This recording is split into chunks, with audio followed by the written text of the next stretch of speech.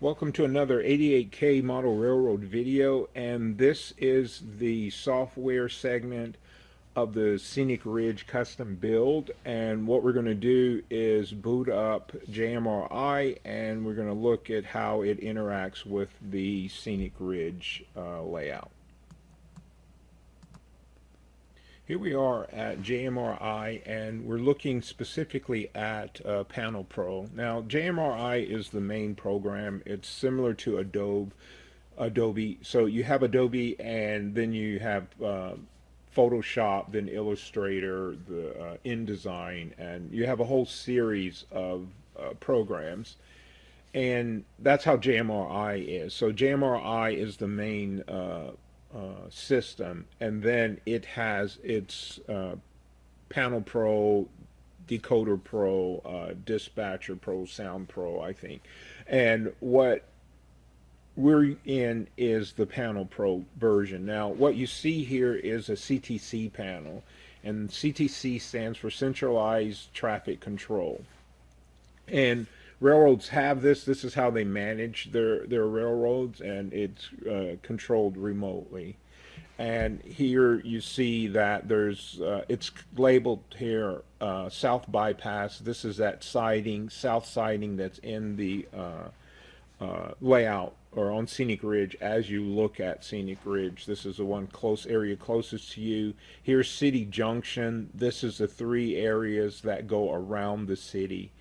And then here's the Ridge Complex, and that's at the upper level. And this is over here. The North Ridge is by the on the other side of the bridge. And then you have the West Ridge, which this goes around in front of the or going into the tunnel. And then here you have the Factory Mountain, and then this is the factory siding.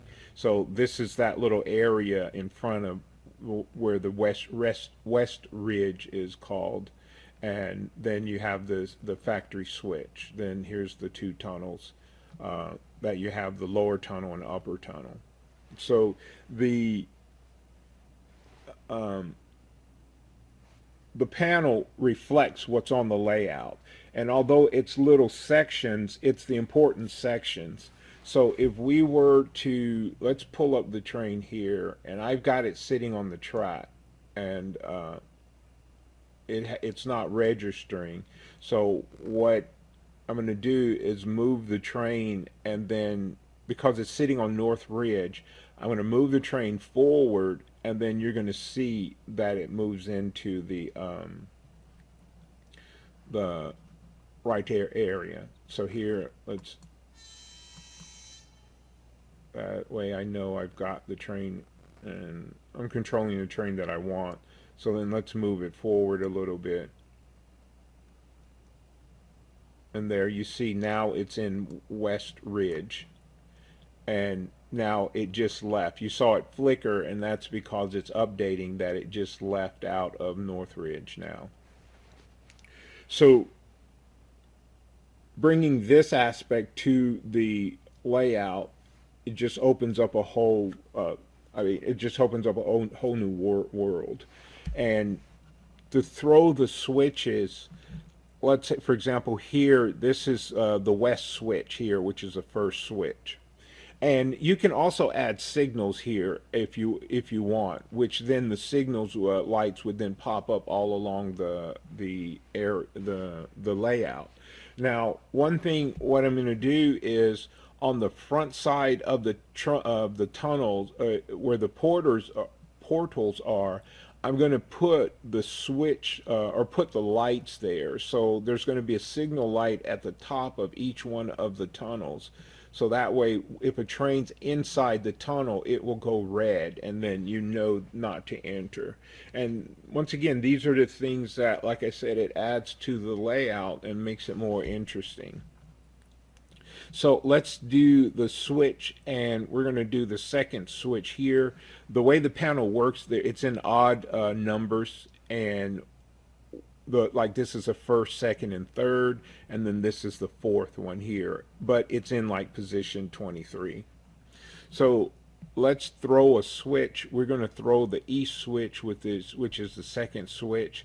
So what you have to do is turn the lever to the position that you want, and then you have to push the code button. So when you push the code button, then it throws. And then you see that it shows in red that it's, or I'm sorry, in yellow that the switch is thrown. And now to throw it back, you would then turn it to the position that you want and then push the panel, and then that's it. So once again, it adds, more so realism to your layout, and then it's kind of neat to, be able to control the layout as such. Now, notice that this one is yellow. It's yellow here because it's thrown, but this thrown position is the normal position. It's because it's a switch that's on a curve, so it's going straight through.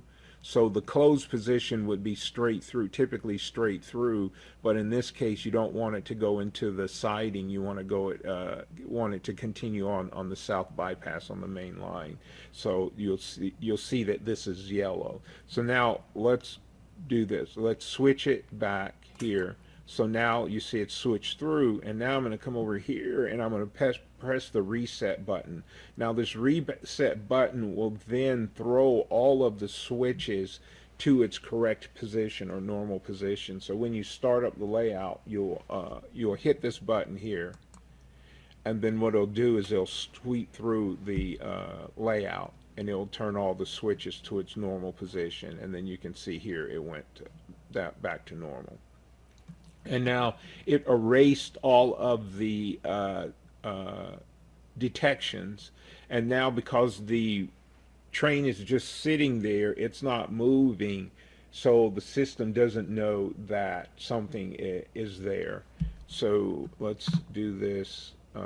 Or what's happened is a message hasn't been sent because the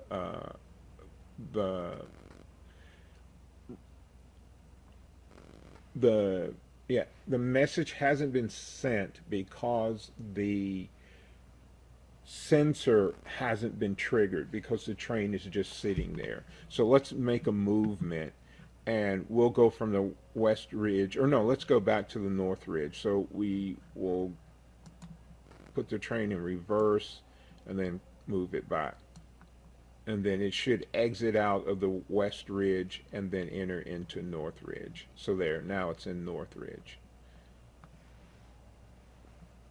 So now let's stop it here, and then now you can see that it's registered. So this just gives a little bit of overview of JMRI on the Scenic Ridge, and then just the possibilities of what you can do with the software. So with that, I'm going to close everything. Hopefully you guys enjoyed the video. You kind of learned something, and it can help you out on your build. So as usual, like, subscribe, and share, and we'll talk to you later.